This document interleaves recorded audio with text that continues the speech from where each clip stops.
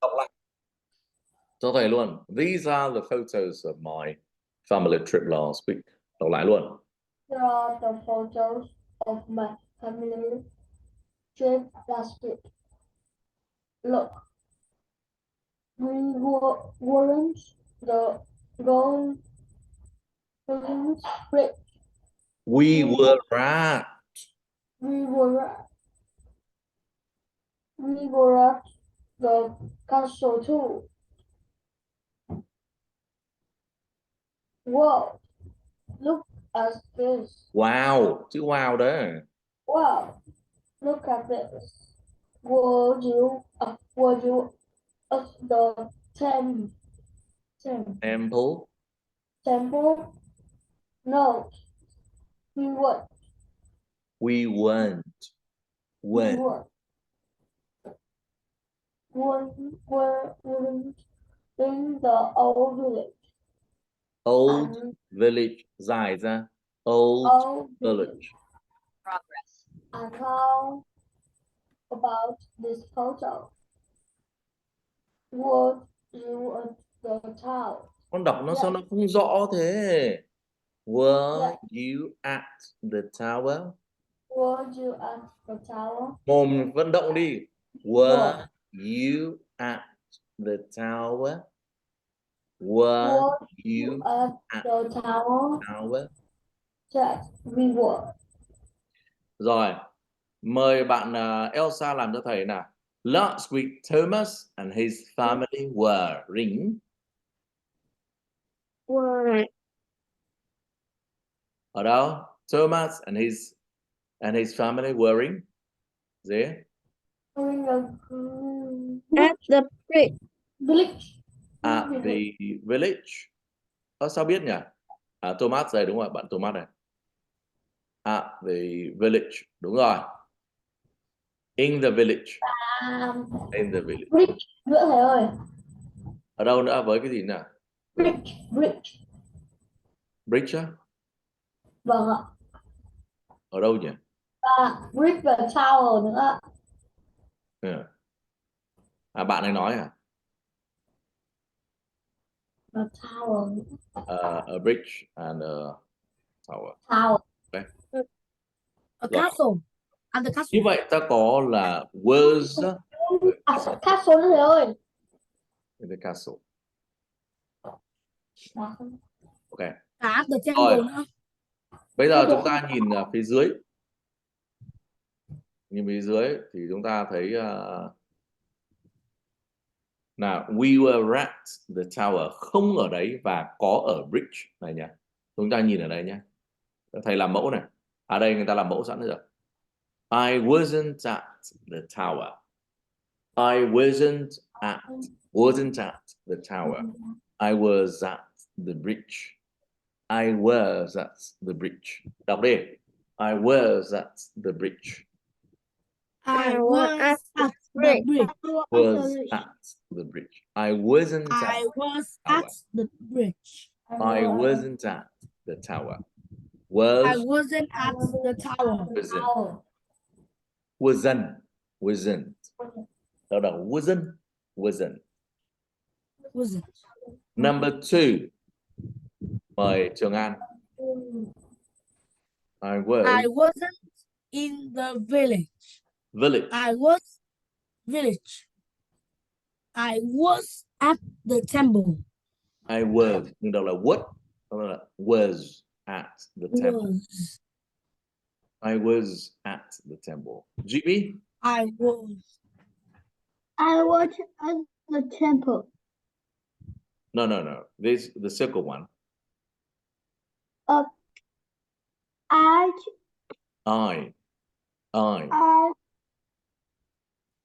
wasn't at the bridge. I was the castle. Was at the castle. I was at the castle. Chúng ta cùng lấy giấy bút ra, chúng ta viết một tí chính tả cho nó quen. I wasn't at the bridge. I wasn't at the bridge.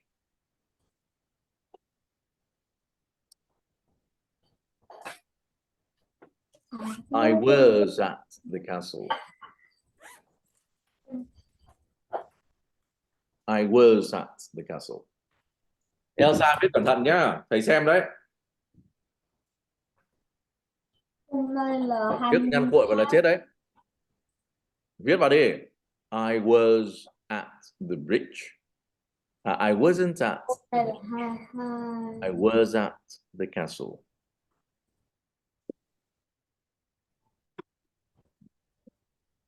I was at the castle.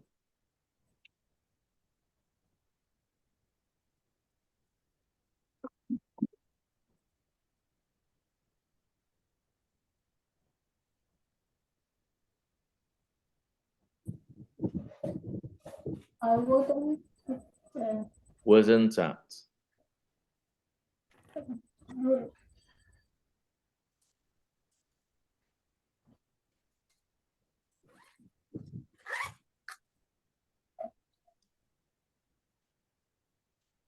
the castle.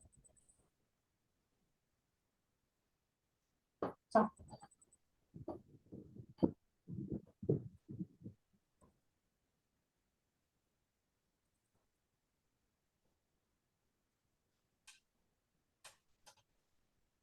Viết vào chưa?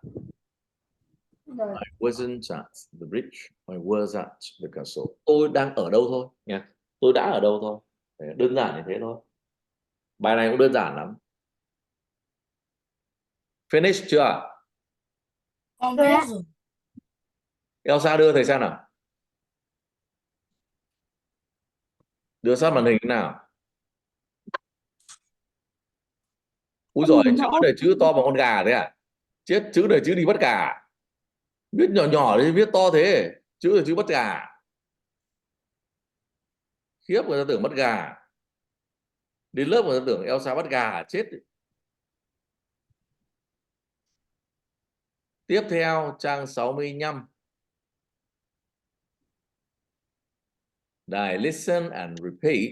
Nhưng mà mình không có, cho nên là mình nhìn thôi nhá. Listen and repeat. Chúng ta đọc nào. Were you at the bridge? Were. Đây nhìn này. Bà ơi, bà đừng đứng, các cháu sợ. Đừng đứng vào mặt thầy như thế. Bà đứng ở chỗ khác, đừng đứng vào mặt thầy thế. Nhìn này. Were you.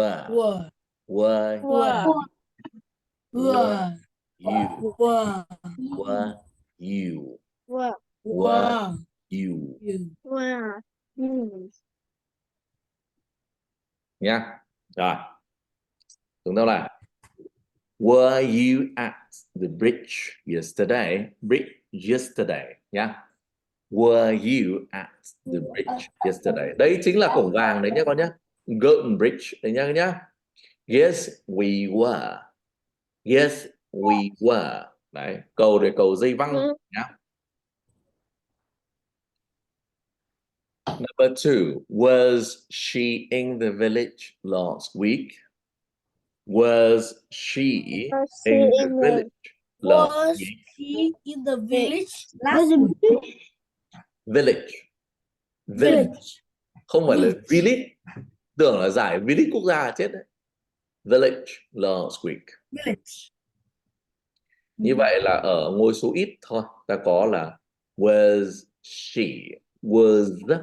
she in the village last week? No, she wasn't. No, she wasn't. Nào, mời bạn Robert đọc. Were you in the bridge yesterday? Were you at the bridge yesterday? Gần mic vào. Ngồi thẳng lưng lên. Were you at the bridge yesterday? Yes, we were. We were. Chưa vận động môi. We were. We were. Was she in the village? That's good. No, she wouldn't. Sao lại đọc? Đọc buồn cười thế. No, she wouldn't. Mồm dạo này làm sao thế? No. Was she in the village last week? Đọc lại đi. Was she in the village last week? No, Last week. Last Week. Elsa. No. She was. Were you at the bridge yesterday? Okay.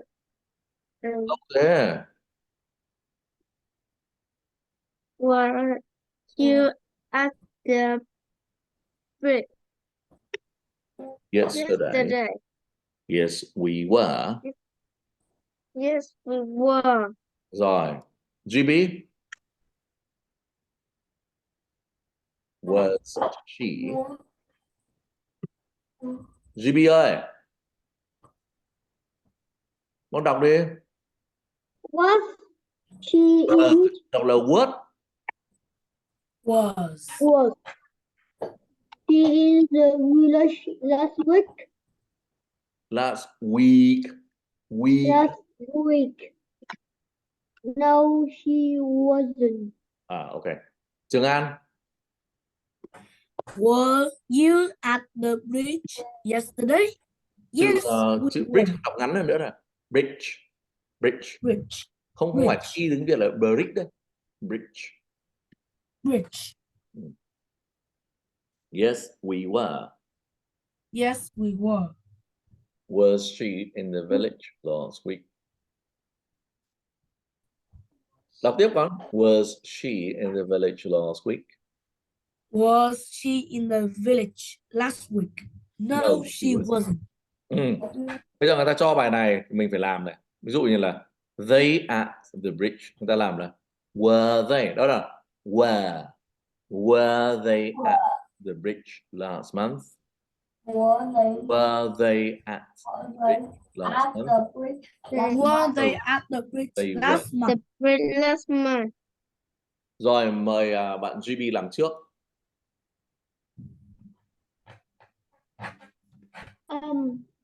What I Was my mom at the temple yesterday? yesterday? Yes. She was. Yes, she was. Tiếp. Were we At the tower last week? last week? No, we would. Tốt. Was My grandfather in the village yesterday? Yes, he was. Tốt. Rồi. Elsa.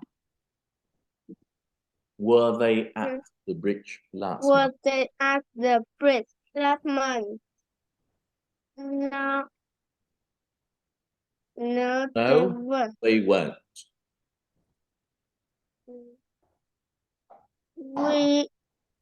Were we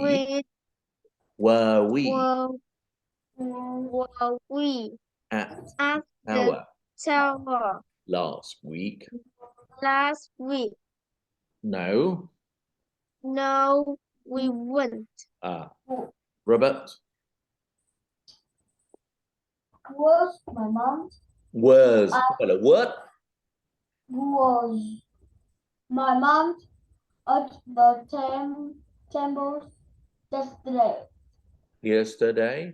Was my mom at the temple yesterday? Yes.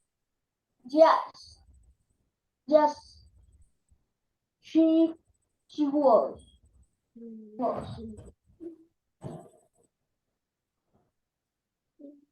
Were we at the tower last week? No, we weren't. No, we weren't.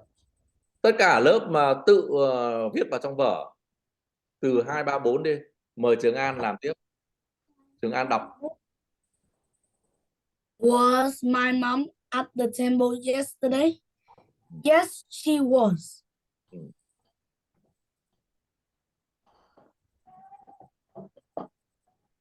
Was my grandfather in the village?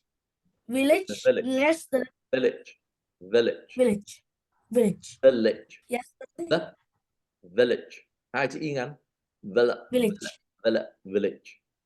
Village. Was my grandfather in the village yesterday? Yes, he was. Đọc lại. Was my grandfather in the village yesterday? Was my grandfather in the village yesterday? Yes. Yes, he was. Were we at the tower last week? Not week. No, we weren't. We went. Tất cả viết đấy nhá. Elsa viết thầy xem đấy nhá. Viết cẩn thận, không viết to như quả trứng gà thế đâu. Viết vừa vừa thôi. Chữ ở trường viết thế nào mình viết như thế. Bây giờ bà viết vào vở những cái câu là number 2, 3, 4. Lấy ví dụ bên đây là mình nói là was my mom at the temple yesterday? No. Yes, she was. Viết vào đi cho nó quen tay. Were you at the tower yesterday?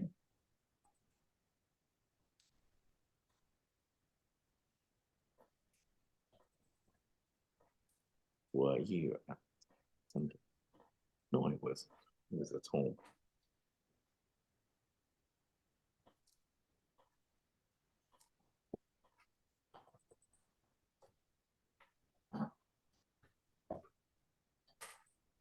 Kéo ra xong chưa?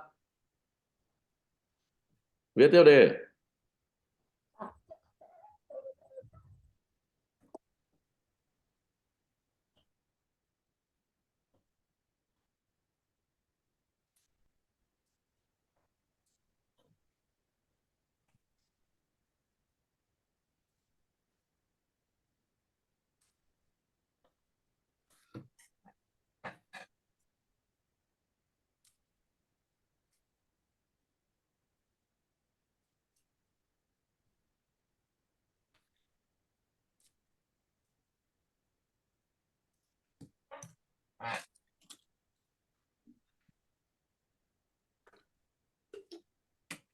GB xong chưa?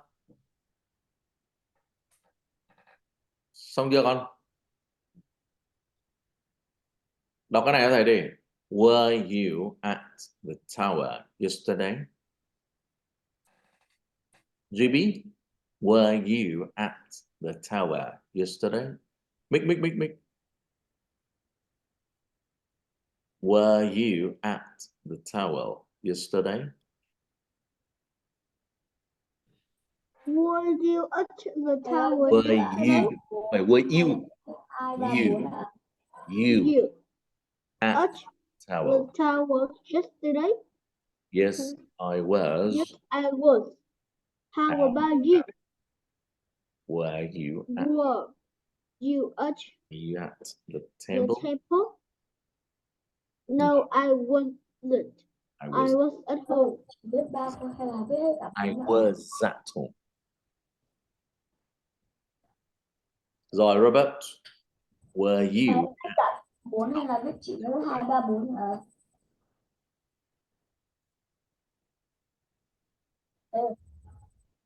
Đọc được không? biết. Were you at Lại the were you rồi. tower? Were Were Were you. Mồm co giãn đi. at the tower yesterday? Tower không có lên sao? Were you at the tower yesterday? Were you at the tower yesterday? Chữ yesterday chữ cuối cùng mình lên tí tí ra. Yesterday. Đó. Hoặc đi ngang này. Yesterday. Không được. Were you at the tower yesterday? Không được. I was. How about you? Were Were you you at the time? temple? No. Temple? Time. No, No. I wasn't. Would. Would. I was. I was at home. I was at the home. Mời Trường An. Were you at the tower yesterday? Yes, I was. How about you? Were you at the temple? No, I wasn't. I was at Nhẹ đây. Temple. Temple. tem- Temple. Được không? Temple. temple. Nào. No, I wasn't. I was at home. Was at home. Was I at. was at home. I was at home. Home. Home. Trang 64, 65, 66 về nhà đọc nhé. Thầy nhắc là bạn Robert là trả bài trong workbook hôm vừa rồi nhá, thiếu nhá. Rồi, enjoy and goodbye.